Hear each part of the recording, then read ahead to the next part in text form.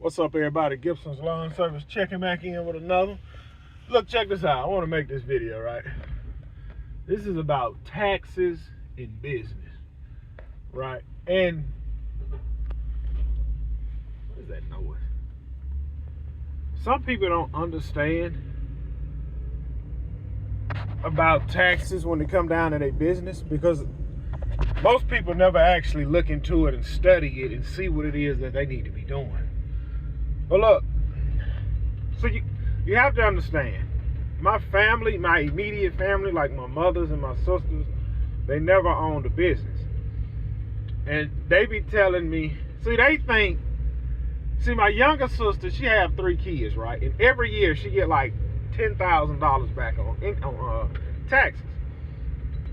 And they think, well, you got 5, you should at least get 10 or 12.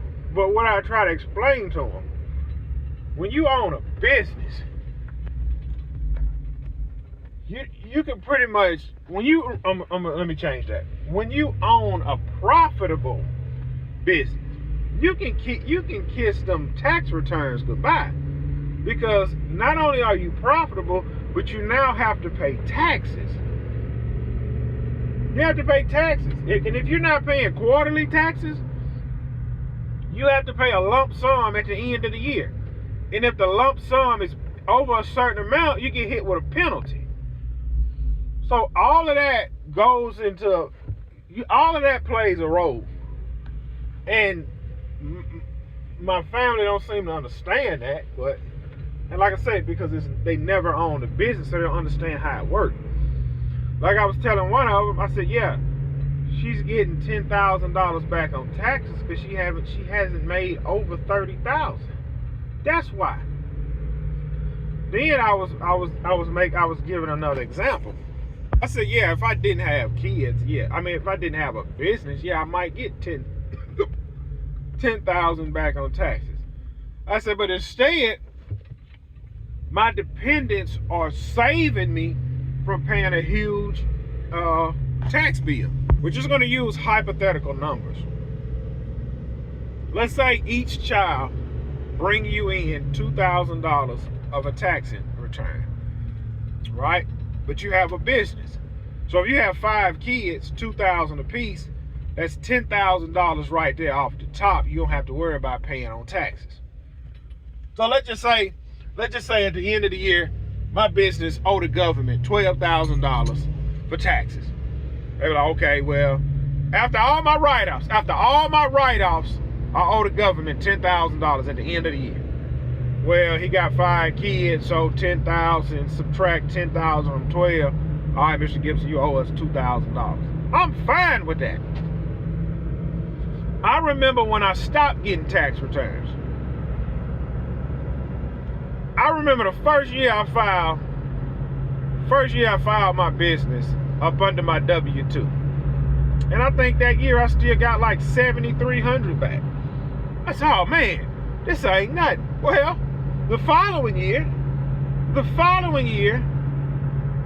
what I did the following year, I think the following year I may have got like $4,000, $3,000 on taxes, whatever. I'm like, yeah, everything good. Well, the year after that, I made $100,000. I made $100,000 outside of my W-2 job. And I didn't have all my write-offs down packed. I made a mistake there. And that's when I got hit with, you owe the government $5,000. I was like, man, how? Well, I made a mistake at. Well, did you pay any? And I had called a tax guy that I know. He said, well, did you have any write-offs? I said, yeah, man, I put the write-offs in. We went over everything. Then he was like, how much you paid on quarterly taxes? I said, what is that? He said, you ain't send no money in? I said, no. He said, well, man, that's why you owe that 4, whatever it was. I said, man, I think at the time I had like 3 kids or something, 3, 4 kids, one of them. I said, man, I got 3 dependents, I got 4 dependents. He said, yeah, if you didn't have them 4 dependents, you'll be owing a lot more. And that's when I realized, okay, I see why everybody be so concerned with write-offs and this and keeping up with everything. So now, at the end of the year for me, because I pay quarterly taxes now, I either break even or I get a few thousand back. But I never owe anymore because I pay quarterly taxes. I pay quarterly taxes. My write-offs are on point, and everything is smooth sailing. And that's what I be trying to explain to my family. Like, y'all just got the y'all just have a W-2. Like, you're not making hypothetical numbers. You're not making $200,000 tax-free. And then you got to figure out what you got to pay in either quarterly or you just going to pay the lump sum at the end of the year. Y'all not going through this, so you don't understand what it is. If I run out and do a $4,000 job and that job turn out to be $3,200 of all profit, you have to pay taxes on that $3,200. This is what I do to make it simple for me, to do simple math for me. If I run out and do a $4,000 job, I get a check for $4,000. Off the top, I just send $400. I just put $400 to the side to send in on quarterly taxes. Well, man, bro, you didn't profit $400. I know. Well, technically you only profited $3,200, and then you see 15% of this man, listen. I just do 10% of gross. That pretty much covers me. That's the easiest way for me. If at the end of the month I made $10,000, that's not profit, but I grossed $10,000. Let's just send $1,000 in on quarterly taxes, and that's gonna save everybody a headache to try to pinpoint. Because at the end, when it's all said and done, at the end of the year, either I'm breaking even or I'm getting a few thousand back. That's the way I found easiest for me, is to just do 10% on the gross. That's the way I found it's easy for me. Because I think it's really like 15.5 on it's too different because you got to pay state taxes too.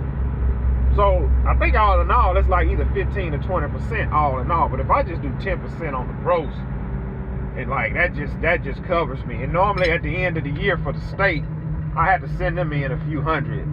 So that's how I do it. I'm not a tax preparer. Talk to your tax preparer. So that's my thought on this whole tax situation. Like, for instance, this year, I'm getting a tax return back because I paid in too much quarterly, which is fine. And you have an option when you're doing your taxes.